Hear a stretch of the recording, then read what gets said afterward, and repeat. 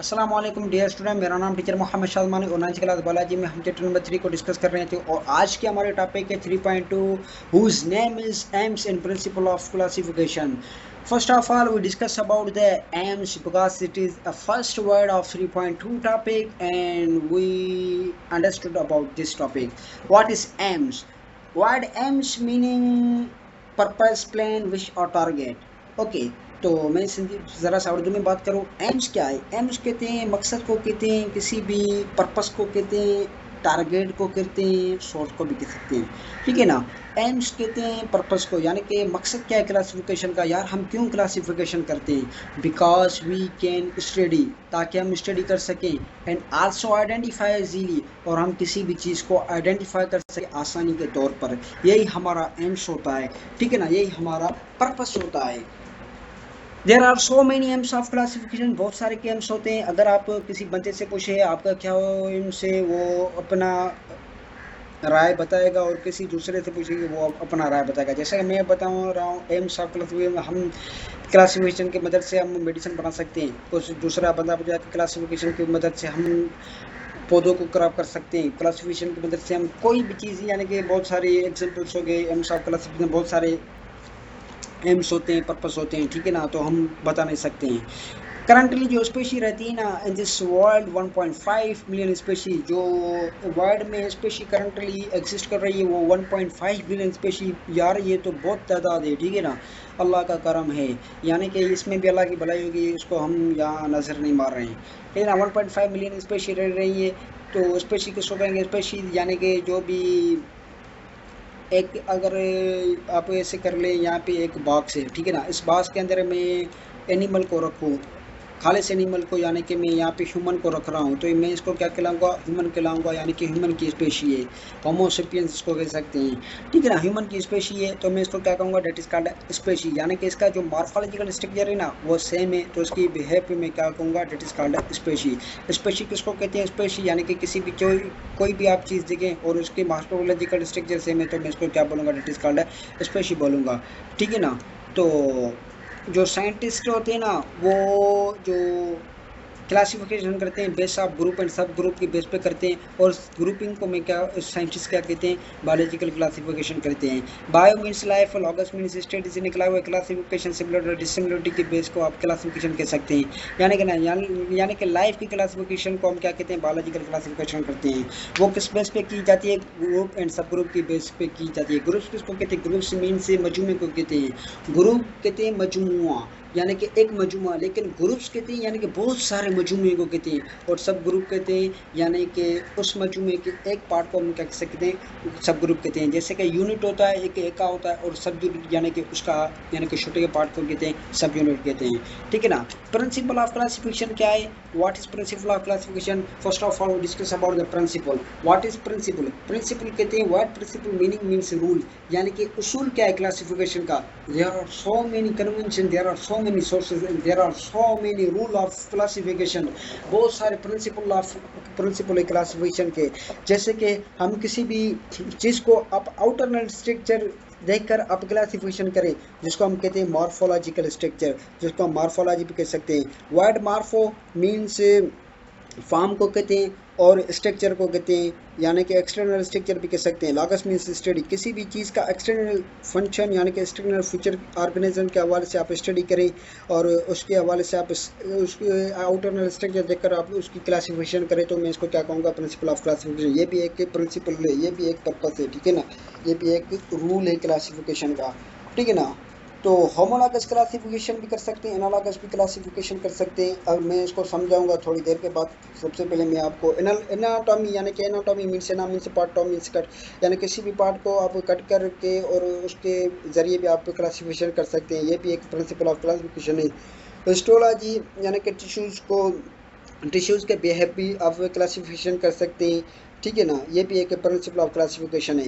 Homologous किसको कहेंगे? होमो means same, logos means structure, यानी कि लॉगस मीन्स स्टडी कहते हैं, यानी कि सेम जो स्ट्रक्चर है, आप किसी भी ऑर्गेनिज्म को देखो वो सेम स्ट्रक्चर है, लेकिन उसका फंक्शन क्या हो? डिफरेंट हो, तो हम इसको क्या कहेंगे? होमोलॉगस कहेंगे। जैसे आप यहाँ पर देख रहे हैं, यहाँ पे क्या है कि ये ह्यूमन है, ह्यूमन एंड कैट का जो फंक्शन है वो डिफरेंट है, लेकिन उसका जो स्ट्रक्चर है ना वो सेम है। अब यहाँ ये कि ह्यूमन की आर्म देख रहे हो, यहाँ पे एक कैट की आर्म है, ठीक है ना। तो यहाँ पे इसको 5 फिंगर है, और यहाँ भी इसको 5 फिंगर है कैट को भी, ठीक है। यहाँ पे एक जो स्मॉलेस्ट बोन येलो कलर के आपको दिख रहे हैं, ये भी इसके पास है, ये भी इसके पास येलो कलर के। यहाँ पे ऑरेंज कलर का बोन है, यहाँ भी ऑरेंज कलर का बोन है, यहाँ भी व्हाइट कलर का बोन, यहाँ भी व्हाइट कलर का बोन, यहाँ भी बोन है, यहाँ भी बोन है। तो ये इसका स्ट्रक्चर वो सेम है, सेम बना हुआ है, और सेम है, सेम बोन के टाइप का बना हुआ है, यानी कि स्ट्रक्चर इसके सिमिलर है। लेकिन जो इनका काम होता है ना वो डिफरेंट होता है। ह्यूमन का काम क्या होता है, हाथों के ज़रिए वो खाना खा सकता है, हाथों के ज़रिए किसी भी चीज़ पे चढ़ सकता है, ठीक है ना। किसी भी चीज़ के ज़रिए पानी जैसे पीते हैं, वो किसके ज़रिए पीते हैं, पानी हाथों के ज़रिए पीते हैं। किसी भी चीज़ को तोड़ते हैं वो हाथों के ज़रिए तोड़ते हैं, ठीक है ना। तो जो कैट का काम होता है ना, कैट का काम जो होता है वो भागने में काम होता है, यानी कि इनका फंक्शन क्या है, डिफरेंट है। ह्यूमन के हाथ की वजह से हम क्या कहते हैं, किसी भी चीज़ को उठा सकते हैं, ठीक है ना। लेकिन कैट अपनी किसी भी चीज़ को उठा नहीं सकता, कैट अपनी माउथ से उठा सकता है, ठीक है ना, हाथों के ज़रिए उठा नहीं सकता। अब वो हाथों के ज़रिए चल सकता है, घूम सकता है, ठीक है ना। तो उनका जो स्ट्रक्चर है ना, इन दोनों का स्ट्रक्चर सेम है, लेकिन उसका जो वर्क है वो डिफरेंट है। इसकी वजह से हम इसको क्या कहते हैं, होमोलॉगस कहते हैं। जहाँ पे आप देख सकते हैं वेल, वेल किसको कहते हैं, वो मछली जो दूध दे रही हो, ठीक है ना, जो मिल्क दे सके उसको हम क्या कहते हैं, वेल कहते हैं। वो मछली, वो फिश जो मिल्क दे उसको हम क्या कहते हैं, वेल कहते हैं। बेड चमड़े को कहते हैं। अब यहाँ देखो उसको कि 5 फिंगर है, इसको 4 फिंगर है, यहाँ पे एक थोड़ा सा डिफरेंट है, ठीक है ना। तो यहाँ पे इसका ऑरेंज बोन है, और यहाँ भी आप देख सकते हैं वो जो थिन पट्टी आपको दिख रही है, तो उसको भी हम, ये ऑरेंज बोन है, ठीक है ना। तो यहाँ पे एक येलोइश बोन है, यहाँ भी येलोइश, यहाँ पे वाइट बोन है, यहाँ भी वाइट बोन है, यानी कि जो इसका स्ट्रक्चर वो सेम है, लेकिन इसका जो वर्क होता है ना वो डिफरेंट होता है। जो वेल यानी कि ये जो दूध देने वाली मछली है वो पानी में तैरती है, ठीक है ना। और ये जो बेट है ये अपनी बाजू की मदद से ये क्या फ्लाई कर सकता है। इसका काम क्या है, फ्लाई करना, और उसका काम क्या है, स्विमिंग करना, ठीक है ना। यानी कि इनकी जो स्ट्रक्चर वो सेम है, लेकिन वर्क इनका क्या है, डिफरेंट है। यहाँ पे बेट चमड़ा दिख रहा है, यहाँ पे एलिगेटर मगरमच्छ दिख रहा है, ये ह्यूमन है, ठीक है ना। यानी कि इनका जो स्ट्रक्चर होगा वो सेम होगा, लेकिन वर्क डिफरेंट होगा। हम उसको क्या कहेंगे, होमोलॉगस कहेंगे। एनालॉगस को उसको कहा जाता है, ana means different structure, logos means study, यानी कि किसी भी चीज़ का डिफरेंट स्ट्रक्चर हो लेकिन उसका जो फंक्शन हो वो सेम हो, यानी कि उसका जो वर्क हो, उसका काम हो, वो क्या हो, सेम हो, ठीक है। डूइंग ऑफ एबिलिटी सेम, यानी कि जो वर्क करने की सलाहियत हो वो उसकी सेम हो, तो इसको हम क्या कहेंगे, इट इज कॉल्ड एनालॉगस। लेकिन उसका काम वो सेम, लेकिन structure different, that is called analogous. काम डिफरेंट, वर्क सेम। क्या, काम डिफरेंट, वर्क सेम, उसको हम क्या कहेंगे, एनालॉगस कहेंगे। लेकिन जिसका structure same and work different, यानी कि फंक्शन डिफरेंट हो, उसको हम क्या कहेंगे, होमोलॉगस कहेंगे, ठीक है ना। यहाँ पे आप देख सकते हैं विंग्स ऑफ बेड, यानी कि बाजू जो हैं बेड के चमड़े की बाजू, और यहाँ देख रहे हैं विंग्स ऑफ बटरफ्लाई, जो विंग से बटरफ्लाई के, इन दोनों में क्या है, डिफरेंट है, लेकिन इन दोनों का वर्क क्या है, फ्लाइंग करना, ठीक है ना, एयर में फ्लाइंग करना। दोनों का वर्क सेम है, लेकिन इसके जो स्ट्रक्चर वो डिफरेंट है। इसकी वजह से हम इसको क्या कहेंगे, एनालॉगस स्ट्रक्चर, ठीक है ना। तो कभी कभार ऐसा होता है जो क्लासिफिकेशन करते हैं वो इम्पॉसिबल बन जाती है, मॉर्फोलॉजी के बेस पे हम क्लासिफिकेशन नहीं कर सकते हैं। तो क्या करते हैं, हम एनाटॉमी में जाते हैं, तो सबसे पहले हम साइटोलॉजी यानी कि सेल की मदद से हम स्टडी करते हैं। जैसे कि मैं यहाँ पे प्लांट का सेल रखता हूँ और यहाँ पे एनिमल का सेल रखता हूँ। तो प्लांट के सेल का आउटरनल स्ट्रक्चर क्या होगा, सेल वाला होगा, और एनिमल सेल का क्या होगा, सेल मेम्ब्रेन होगा। तो प्लांट के पास सेल वाले लेकिन एनिमल के साथ वाले नहीं है। मैंने ये क्लासिफिकेशन की दोनों के हवाले से, तो किस भी है पे क्लासिफिकेशन की, सेल बायोलॉजी के हवाले से मैंने क्लासिफिकेशन की। तो मैं भी इसको, ये भी एक प्रिंसिपल है क्लासिफिकेशन का। और आप जेनेटिक में भी जा सकते हैं। अगर ये इन दोनों में सेल वाले के हवाले से डिस्कस नहीं हो रहा है तो आप जीन में जाएंगे, तो इनके इनके न्यूक्लियस के अंदर क्रोमोसोम मौजूद है, क्रोमोसोम के अंदर जीन मौजूद होगा, ठीक है ना। जीन एक हेरिडिटी मटेरियल होता है जिनके अंदर इन्फॉर्मेशन रखी होती है, ठीक है, जो वालदेन से जनरेशन टू जनरेशन मुंतकिल होती है, ट्रांसफ़र होती है, ठीक है ना। तो आप उनके तहत भी आप स्टडी कर सकते हैं, और उनके तहत भी आप क्लासिफिकेशन कर सकते हैं, ठीक है ना, जेनेटिक की मदद से।